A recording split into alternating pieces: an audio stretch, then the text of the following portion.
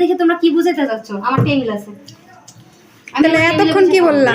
হ্যাঁ এই যে বাড়িটা, হ্যাঁ এটাও কিন্তু আমাকে বাড়িতে আনছিলি না আমার শাশুড়ি দিছিল? এটাও তো ভাইয়া শ্বশুর বাড়ির, মানে এই তুই বাড়িটা আমাদের মনে হয়- বাড়িতে দিয়ে এই দে। এইটা কেন এটা আমার বাপের বাড়ি। এটা ঠিক আছে। এই চামচটা আমার বাপের বাড়ি। ওগা এই যাই হোক, বাড়িটা এই মাইয়াটাও আমার বাপের বাড়ি। ঠিক আছে, এই বাড়িটা আমার শাশুড়ি দিছে। নুডলস আমার বাইরে কিনার আনতে লইছে। এইটা আমার টাকা, এটা আমি করব। রান্না তো আমার বাইরে। এই বউটাও আমারও। জগটাও দেশ।